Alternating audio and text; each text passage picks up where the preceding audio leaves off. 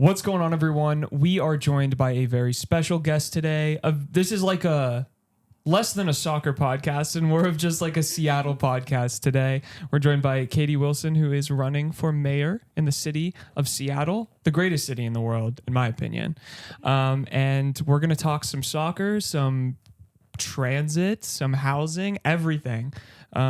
Because for me and Ari, I think at the end of the day, we love the Sounders, we love the city, and kind of all of that stuff is intertwined, especially with the ethos of what the Sounders are and who they are. So it's cool to be able to get to sit down with you and chat and just talk about your vision and how people can get involved. So I wanted to start out by saying hello, and if you wanted to introduce yourself, who you are, and what your background is. Sure. It's great to be here. Thank you so much for inviting me. So my name's Katie Wilson, and I'm running for mayor. I've lived in Seattle since 2004. I grew up in upstate New York in a town called Binghamton. Very much a car town, by the way. There you go. And although I've never actually owned my own car, and I moved here in 2004 with my husband. It was a very different city then. We didn't have jobs lined up, didn't really have money in the bank, and we were able to find like a $400 a month room in someone's house, and it would be really hard to do that today, I feel like. Yeah. So that was like, Amazon existed, but that was before Amazon kind of took over the city. It was in that old hospital building at that point, I think, right? I think that's Something right, like the that. PacMed building. Yep. So really kind of saw the city transform over the last 20 years. And then in 2011, I founded an organization called the Transit Riders Union. And at that point, King County Metro was facing the prospect of deep bus service cuts. And that was like a few years after the great financial crisis. And so there were just like transit agencies and governments around the country were facing these big budget shortfalls. So I got involved in a campaign to save our bus service, and then out of that built this organization. Yeah, no, that's interesting. I remember I grew up on the east side, so I grew up in Snoqualmie, and I remember slowly them whittling back all of our bus services out there. And as a kid, like, we rode our bikes everywhere and, took the bus and all of that. And so I remember very fondly, like, losing that ability to kind of get around. It was a challenge even as like a child. So I can imagine, people who relied on that. That was such a big issue. Do you want to share a little bit more about the Transit Riders Union? You're the co-founder, executive director. How did you really get into that and found that? And then, what's some of the work that you guys are doing right now?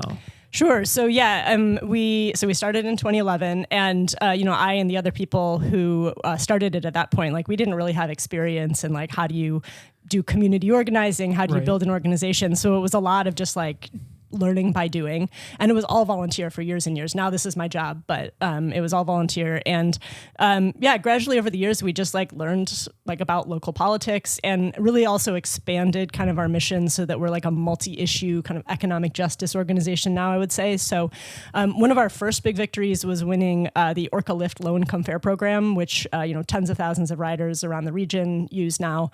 Did a lot of work on other like free and reduced fare programs like for youth and folks who live in affordable housing buildings. And then it was really with like Trump's first election that we started branching out and working on other issues a lot. So we've done a ton on like affordable housing. In the last few years, we've done a lot of work on renter protections coming out of the pandemic. There was a big spike in rents, as you might have noticed, in the last few years. It's like really expensive to live here. I'm a renter myself. I live just on Capitol Hill. And we've also run minimum wage campaigns in several cities around King County, starting with Tukwila in 2022. We now has the highest minimum wage in the country. And then also we've played a big role in winning the Jumpstart payroll expense tax, which is kind of Seattle's like landmark tax on wealthy corporations, which was passed in 2020 and really is the reason why we didn't have like devastating cuts during the pandemic. And all of that work has been like coalition work. So my role has usually been to bring together like lots of organizations, individuals, to push forward these like transformative pieces of legislation that then help people in their everyday lives. Katie, I want to dig into more what you were talking about rent protection. But before we get into that, I did want to ask just more broadly about this campaign. It's a situation where you've got Bruce Harrell running as the incumbent, and there's 7, I believe, opposing candidates. So when you're running against an incumbent, the implication is that the status quo needs to change. So I guess I wanted to ask you, just why did you start this campaign, and why do you think you're the best candidate, and like what about the status quo do you believe needs to change? Yeah. So, over the years, as I've been working with the Transit Riders Union, I've never really thought of elected office as something that I wanted to pursue. And so this was actually a pretty quick decision-making process for me. And that started in February. So you might remember we had a special election in Seattle in February. And it was on a measure to fund Seattle's new social housing developer, which was actually established by a voter initiative the previous year. Was that one ballot? It was the one on the one thing you were voting for, I think, or 2 or something like that on that ballot? It was 1A. So it was Prop 1A. Yeah. And then there was an alternative that the mayor and the council cooked up to put on there, which pretended to kind of also be in favor of social housing, but was actually undermining it. Yeah. And that was funded by Amazon and the chamber. And the mayor was kind of the face of that opposition campaign. So you might have gotten 3 or 4 mailers in the mail with Bruce Harrell's face plastered on them saying oh, let's do this the responsible way or something, right? Yeah. And the reason why he and Amazon and the chamber didn't want this to pass is because it was a funding measure on some of the wealthiest corporations in the city, and guess what? They didn't want to pay. So the Prop 1A, the good one, passed by a landslide, and I was thrilled by that. But the thing is that the mayor actually holds a lot of power to either make this new social housing developer succeed or fail. And so I am just very concerned that if our current mayor has another 4 years in office, it's going to fail. So that was the thing that made me first start to think about running.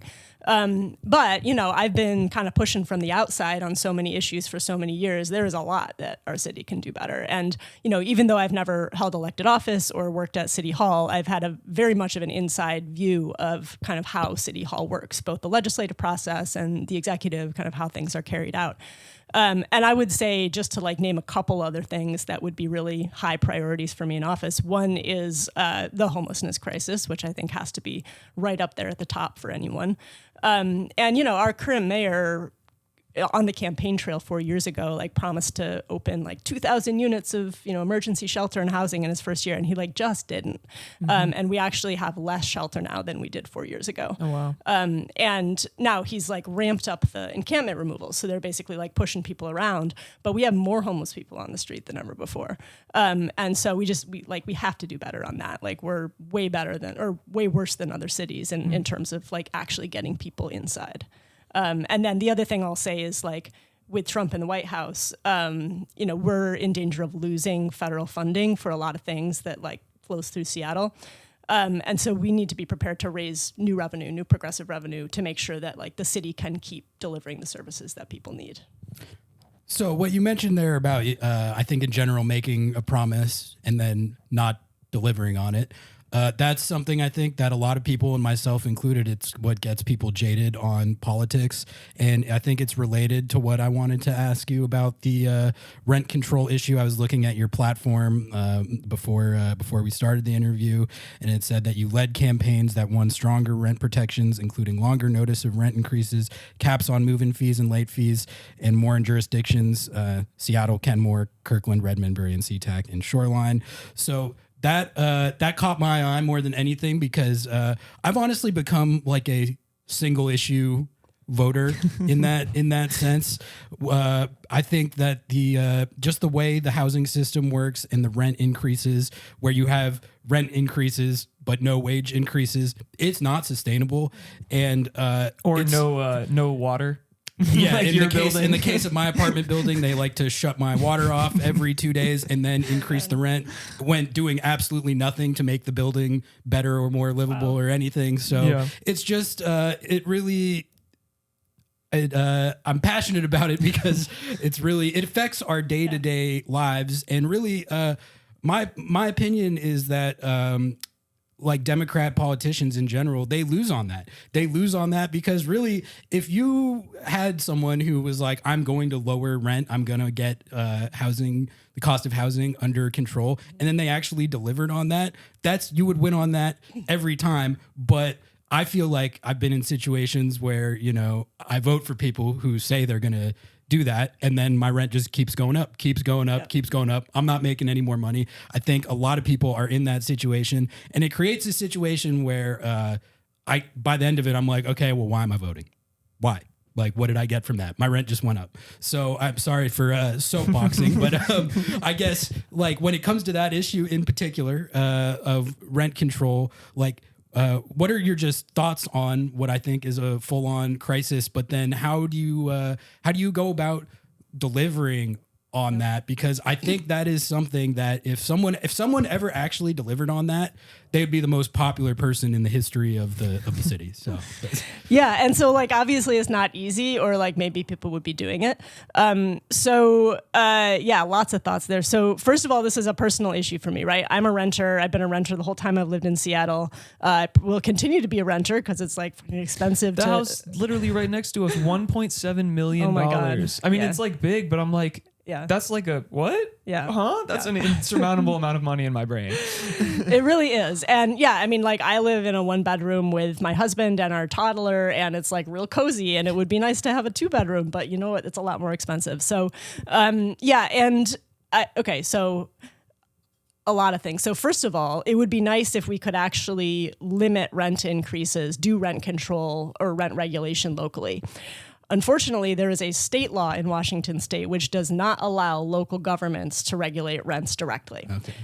So that is one obstacle. Now, that doesn't mean that can't be changed, but that would be a state law change, which, is challenging. Now, one thing that the state legislature did do this year, which is good, although it doesn't go nearly far enough, is pass a kind of an anti-rent gouging law. So basically moving forward, most landlords, there's a few exceptions, but most landlords will not be able to raise the rent more than 7% plus inflation up to a maximum of 10%. Think about that for a minute. That's a lot of math. So like well, what, 25% something? No, up to a maximum of 10%. Got it. So let's imagine like inflation's a few percent or whatever. So Right. let's say it's 10%. So if your apartment's $2,000 a month, that's a $200 a month rent increase. That's still kind of That's a a big lot of rent. money, yeah. Exactly, right? So that's why I say it doesn't go far enough. Now, it will help, right? Like over the last few years as I've been doing like organizing with renters, like heard plenty of stories of rent increases of like 20%, 30%, even like 40%, which is just, I mean, like you're leaving. You're not. Yeah, you're not they're trying to get you out. Yeah, exactly. So Seattle can't directly go further. There are some things we can do. So one thing we can do is we have this law called Economic Displacement Relocation Assistance, which was passed a few years ago. And it basically says if your landlord raises your rent like 10% or more and you have to leave, your landlord is supposed to pay you relocation assistance of 3 times your monthly rent. Now, we did a survey, Transit Writers Union, we did a survey of renters a couple years ago, and what we found was that a lot of rent increases were just under 10%. So the landlords are like, I don't want to trigger that law. Yeah. So they kept their rent increases lower. So why don't we have that kick in at 5%? So that would create an incentive for landlords not to raise their rent that much. And so that's one thing we could do. Another thing we could do is ban algorithmic rent setting. So there's these companies like RealPage, if you heard of RealPage. So like they basically, and like a lot of landlords, like all the corporate landlords kind of use this service. So they basically like pool data from all these landlords, and then they tell the landlords what to set their rents at to maximize their profit. And it basically means higher rents and more vacancies because they're kind of like, well, you set the rents higher, you make more money overall, even if there's a bunch of vacancies. And it's kind of, I mean, it's basically price fixing. So like it should be illegal and there's lawsuits about it, but there's a bunch of cities around the country which are starting to just ban it. So we could do that. And another thing we can do is ban rental junk fees. So like you sign a lease, you think like, oh, this is how much it costs. And then they're like, oh, no, actually like the next year when you want to renew your lease, they're like, well, there's a $150 lease renewal fee. Yeah. And you're like, what's that for? Right. Like, it's just a fee you got to pay. Right. Yeah. So there's a ton of things like that. So, granted, these are not like transformative laws that are going to lower your rent, but they will make a little difference around the edges. Social housing, which I mentioned before, right? That's basically like publicly owned, permanently affordable housing, and it's for people at a range of incomes. So like a lot of the way that we do affordable housing right now is like just for the poorest of the poor.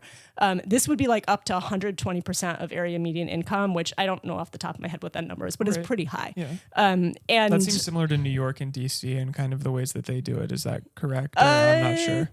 I'm not sure that they don't have a social housing model exactly, to my knowledge. I think I meant like when their rent caps are close to the 120 to 100. Okay, right. Yeah, I could be wrong. Yeah.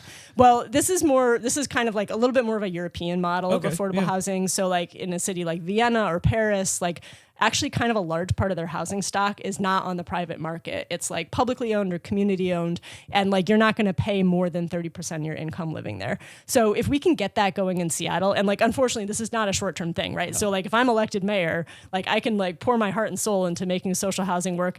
Like it's going to be a start. It's not going to actually like, be providing housing for thousands and thousands of people for quite some time, but we got to start somewhere. So, if you can get that going, then that's a lot of affordable housing for the people who live there. But then it also, if you have a large sector like that, it makes private landlords compete with this kind of like public option.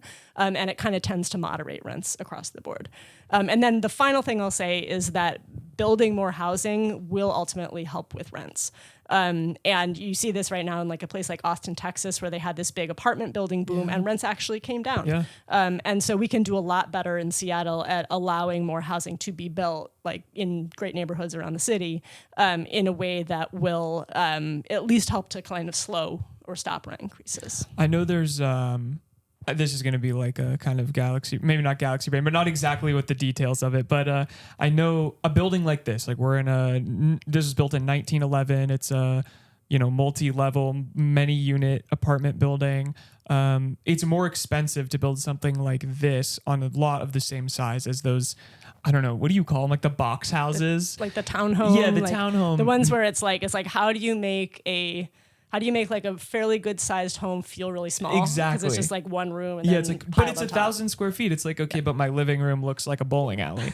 But I heard, and maybe this is incorrect, but there's some permitting and zoning things regarding that, maybe more at the state level for state building code, maybe it's city building code, but like buildings like this are disincentivized to be built because of, I don't know. This is a TikTok. Of course, I'm getting my information from TikTok. It's 2025. But like if your door opens to the street, your front door opens to the street, you are not under commercial building code. You're under a different building code. Is there things like that can be kind of absolutely reworked? Yeah. There's a lot of kind of devils in the details kind of rules around how people are allowed to build on a lot and how high and where, and we can change a lot of things to make to both allow more housing to be built, but also to make it so that maybe it's not all those homes. Yeah. Which I think I agree they're ugly. They're ugly, if people like them, that's awesome. Good for them.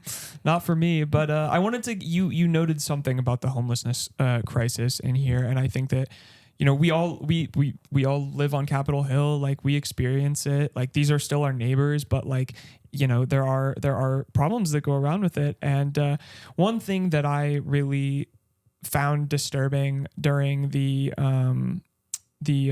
All-Star series was the way in which our unhoused neighbors were treated by the current administration and just like swept and abused and moved away so that this like star-studded event could come to Seattle and we could roll out the red carpet for these people, and never really addressing the real issue there.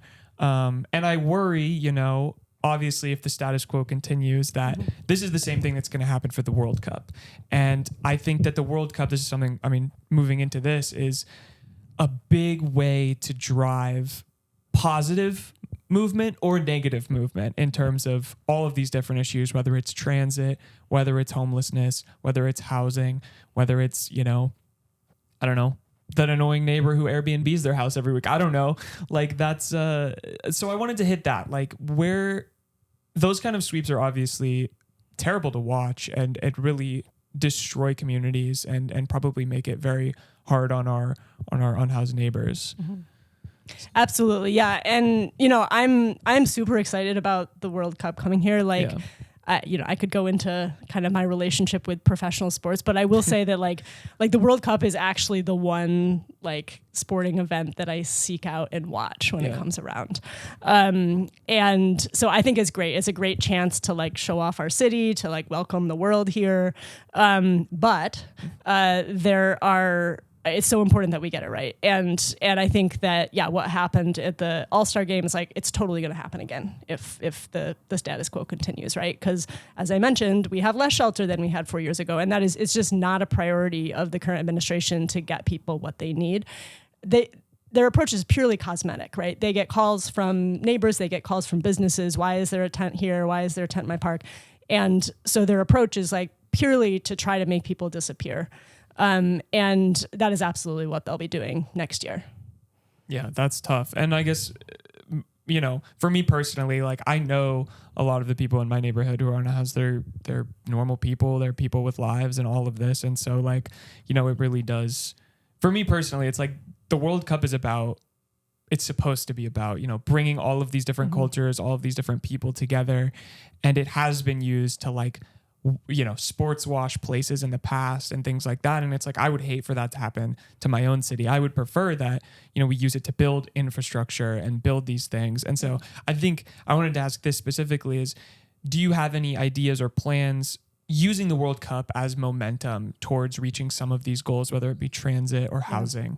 I think there's a huge opportunity there, right? Because big events like this do come with like big investments of resources. And I think the question is like, are we actually using this as an opportunity to make investments that are going to last and that are going to benefit the city and the people of the city in the long term? Or is this just a flash in the pan, like blow a bunch of money so that like our city looks nice for a few weeks, right? And I'm afraid that our current trajectory is really the latter. But it is a big opportunity, right? Like how can we use this moment when there's going to be so many people who are going to need to get around by transit? Like how can we use this to improve our transit infrastructure, our transit system, so that those improvements last.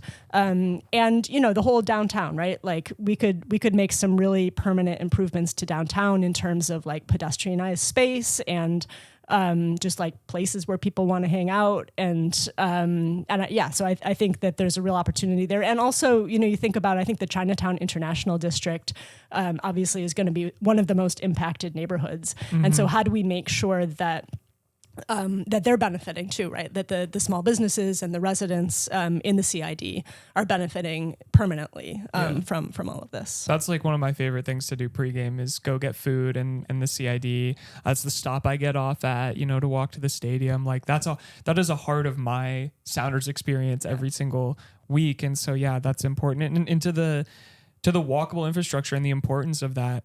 One of the Sounders supporters who leads the ECS, Emerald City supporters, he was struck by a truck while on a Lime scooter, just, crossing the street down in Pioneer Square. And so, I think that's important to like actually make sure that that's going to be a safe area for people to get around.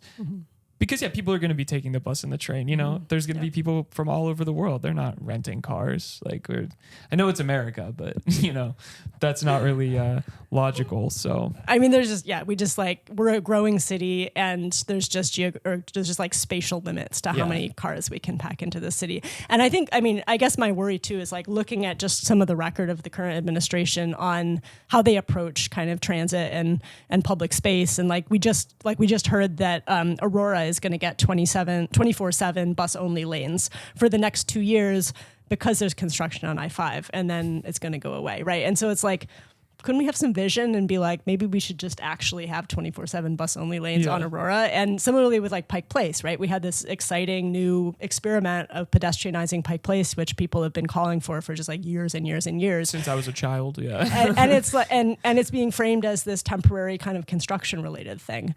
Now, hopefully, everyone will love it, and the Pike Place, some of the businesses that have been concerned for various reasons about it will see that it's okay, and then it will go forward. But there's just not a lot of vision of like what is the city that we are trying to create, and how do we take steps to get there? It's just very kind of reactive and short-term thinking. Yeah, so I think bringing that full circle in general, just specifically, like, what do you have any actionable ideas around the 2026 World Cup that you would want to put forward? I mean, I think, and I haven't gotten like super in the weeds on like the downtown plans and everything, but like, yeah, I mean, I do think that there are probably, I think with like safety, as you're talking about, because right now we are not doing well at our kind of Vision Zero goals, which is that by 2030 we should not have anyone dying on the streets from like vehicular violence, basically. So I think the more we can do on like protected lanes for, you know, bikes and scooters and, transit only lanes, things that are making transit in the downtown area, but also in the rest of the city, like really fast and efficient and competitive with driving. I think that all of that, like, hopefully we can kind of put that on steroids as we get closer to the games. Katie, I'm curious what your message would be to people out there who feel jaded right now in general with politics, both on the national level and locally. I know, speaking for myself, I used to be a person who was very engaged in the news and read a lot about what's going on nationally. And it feels like it's just gotten to a point where stuff feels pointless, hopeless, whatever adjective you want to use. And like, frankly, I always felt like I could have been more engaged on what's going on locally. I followed local politics like more tangentially, and I was locked in on the national stuff. But I admit, like, in the last, year or so, things just feel bleak.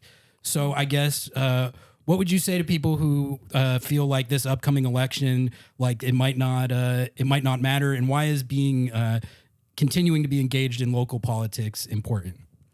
Yeah, and I totally get that. I mean, I think looking at what's going on at the national level, it's really easy to feel just like kind of despairing, honestly. Yeah.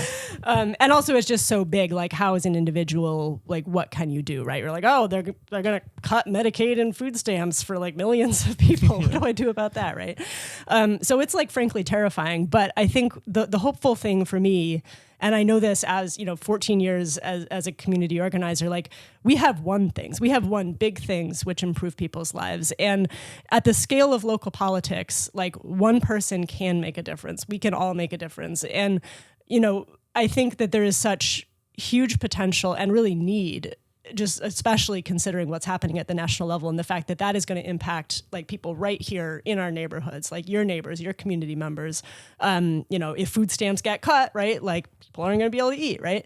And there is so much that we can do locally, but like we really need to come together and like have that political will, and that political will that's like, a big part of the problem is the way that, corporate interests get intertwined with politics. And, I, over the years, have done a lot of work, for example, on how do we make a better tax system where like wealthy people and corporations are actually paying. So we have the money to do the things that we need to do.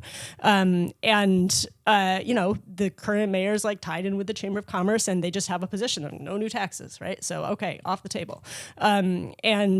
So I just think that if we are able to have better leadership, and not just better leadership as in people in office, because like people in office can't just like, snap their fingers and get things done. Like we actually need more of like a movement in the community of people who are just like, yes, we want these things to happen, that can support like through those tough choices. Like the housing vote. Exactly. Yeah. Like I think we can make real progress, and it's not going to be like overnight everything changes. But like, I think Seattle is just such a great city, and we can get to the point, like, and it's not going to be in the next year or the next couple of years, but we can get to the point where like it is affordable. You can afford to live here. Your rent is not going up like $100 every freaking year. And we have like great public space where you can live in an apartment like this, and the city is your living room. You go out and there's like great parks and there's great like squares where you're not afraid, your kid can run around and not get hit by a car, right? We've got small businesses that are like thriving, and they're not just like, in danger of closing every month because it's just this kind of pressure cooker economic environment. So like I think we can actually achieve those things. And that's what local politics is about. It's about, and in a way it's like, I mean, it affects your daily life so much. And I think it's easy to forget how much the decisions of the local government are really like affecting just the texture of your daily life. And, if you travel to cities in Europe that have done much better at their transit systems and at their public space. And you just feel the difference of like what it feels like to live in a city. And you're just like, it's nice to be here, right? And like, that's the experience that I want people to have in Seattle is like, it's nice to be here. This is where I want to be.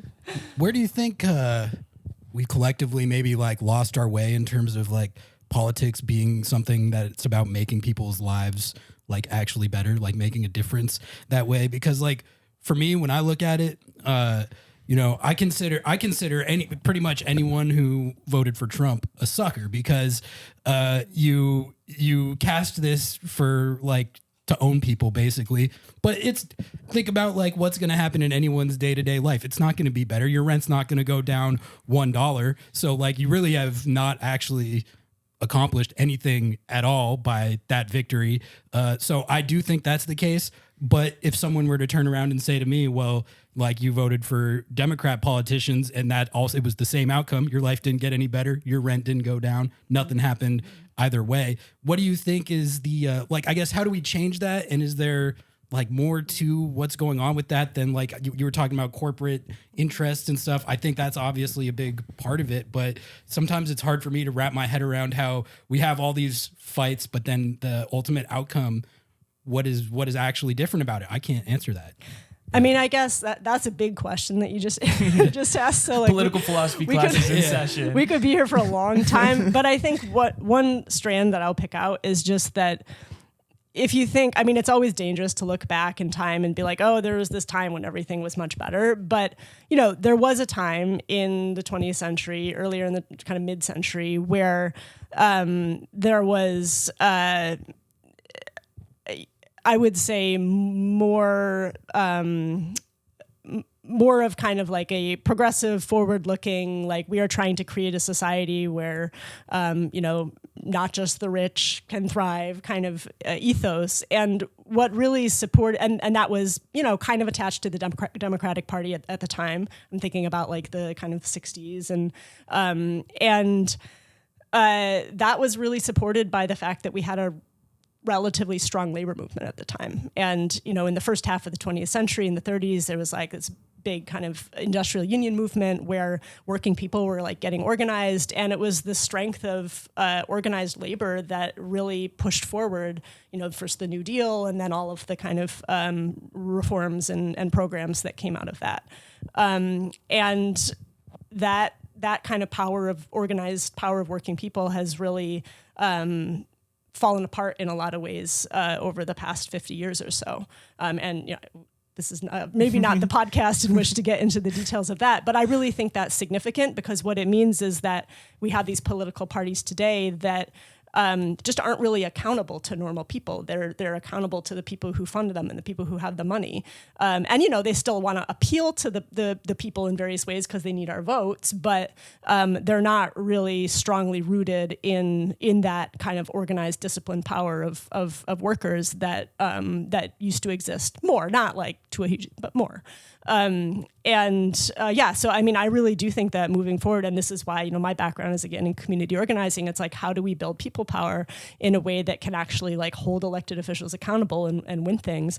Like we need to figure that out. And there's still labor unions, obviously, and like I want them to be strong and I want there to be more of them. But I think we also need to look at other ways that working people, ordinary people can organize and really wield power, because you can't just trust elected officials to do it for us when there's money plays such a huge role in our political system.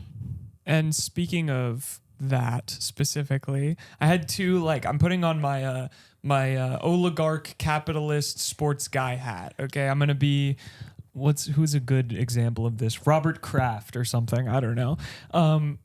There's two things in this city that are constantly brought up. It's when are the Sonics coming back? That's a classic one. That's been used by mayors in the past to be like, I will bring the Sonics back, and then they get a ton of votes. Yeah, that's for a that. classic. That's a I will classic. do it. We're gonna do it, and then they do not do it. Which I think is always funny because it's like, what are you gonna go march into Adam Silver's office and be like, you're giving us our team back, buddy? It's usually just, oh no, we'll just give whatever tax cuts and whatever space and all of that kind of stuff.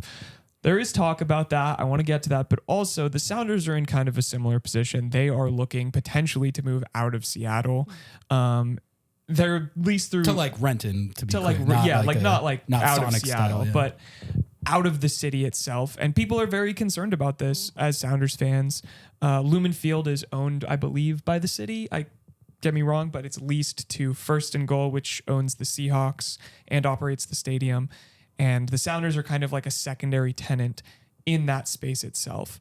And you know, this could also just be posturing between two rich people to be like, I'm going to take my team and move it somewhere else if you don't give us a better deal. But for us, I think as fans, it is concerning because there's a lot of people who are like, I just won't go to games anymore if it isn't in Seattle. Well, I mean, one of the cool things about where it is now is how, from a transit perspective, right, like you could get to the game by ferry, by streetcar, by Amtrak, by light rail, by bus, by the Sounder train, actually. They run if you special wanted to. trains for the games. Yeah. So it's like, it's such an ideal location from that kind of transportation point of view. It seems like Renton would be a big step down in terms of like how you get there and who would be able to get there. Yeah. So I guess in that vein, you know, I know that you probably won't have the specifics on this, so don't worry too much. Don't sweat too much. But, you know, if that does come up and, you know, the Sounders and the ownership are like, we feel like we don't have a place to go. Is there a space that the city can, maybe not a space, I'm sorry, that's a bad way to word it, but like, how would the city approach that under your kind of leadership while maintaining, obviously, that I don't want to give them any of my tax money. I already give them ticket dollars. I mean, that's a good question. And I'm kind of on the same page there. I actually was involved in a campaign in 2018 where King County was proposing to give, I think, like $180 million to the Mariners Stadium kind of rehab. I remember that. The John Stanton's billionaire who owns it, right, et cetera, et cetera. And I think we managed to peel like $50 million away. So they ended up giving him like $130 million. Yeah. So, and that was for affordable housing. So yeah, I mean, I'm definitely like, and honestly, like we have a huge budget issue right now in Seattle. And so it's not really the right time to be like throwing like public money at stadiums or whatever. But I mean, I think I want the Sounders to stay in Seattle. Right. So like, I would, and I'm not, I don't know all the details of the move or anything like that. So, but I would definitely try to find a way that we could make that work. And I hope that it would be somewhat like convincing to them, just like how many of the fans like value having it here. The location's second to none. It's literally the best. That's sort of what I've been saying about it is like there's even if the facility itself is nicer and they enjoy having it be like specific to like a soccer specific stadium instead of having to share it, there's no location by my estimation other than if they somehow renovated Memorial. Just say hypothetically, Memorial Stadium, that location, if you could put like a state-of-the-art soccer-specific facility right there, that is the only location I could think of that wouldn't be a downgrade from Lumen. Like I don't see. And that's not as easy to get to as Lumen. Like even Lumen, even Lumen, that. like you can get off at two different light rail stations to get to Lumen depending on what side of the field you're going into. But I don't know. That's definitely a concern for me. But it sounds good that like you would be willing to extend your arm to be like, listen, let's see what we can do to help. But I'm not gonna just like buy you a new space. I'm pro that personally. So I guess that takes us into. Oh, I guess I should ask about the Sonics. Do you have any Sonics takes? I don't know. That's a tough question. Maybe. I feel like I should stay quiet. That's good. That's a good idea. I mean, I know, like Sonics. I do understand. Right, go Sonics. Exactly. Yeah. I think there's kind of like a requirement for elected officials to be just extremely patriotic about all of their local sports teams. So I'm sure that by the time I am elected mayor in November, I will be just a diehard fan of, professional football and baseball and basketball, and I feel like I'm missing some sports. Rugby. Yeah. Hockey. Yes. Australian rules football, is that one? Yeah, something like that. But no, I mean they have a space, so they're good. They play at the Kraken Arena, right? That's already set up for them. For the Sonics? Yeah, I think they have an NBA locker room there now, so won't even have to worry about it. You can just be like, yeah, I'll come to the games. Hell yeah. Okay, here's a question. Here's a very uninformed question. Yeah. Like, could we have like a publicly owned basketball team? Publicly owned. I like that idea. Well, don't the Packers? Is that a thing? It's like the Packers. Yeah, the Packers I think are their own. community owned. They have this thing where it's like the owners are the fans kind of something thing. like that. But That'd be cool. it's like a very unique they're like the only team I could think of that has that. There's some soccer Like you teams. could sell like bonds, right? And like individuals could buy like a bond, and then like we could, buy. It's like we a could get them GoFundMe. back. Yeah. Okay. Yeah. This is now we're thinking. Now we've got a This is rising to headline. the top We're of my like, platform. we're like publicly owned Sonics. Yeah. They will never move again. I promise you that, because you're not getting enough people to vote. That's actually a great idea. I love that. And then I wanted to close out here with, I know you said that you are not super sports forward, but soccer is your priority. I asked you, what are some of your... honestly, like, it's not just that I like actually like watching the World Cup. Soccer, Yeah. I used to play soccer. So when I was in school, I played soccer, and then as an adult in Seattle, I used to just play like informal pickup games, like in the U District, and then a Nice, little bit yeah. at Cal Anderson. And I only stopped because I was getting old, and it got to the point where, because like mostly the people who play pickup soccer are like young men.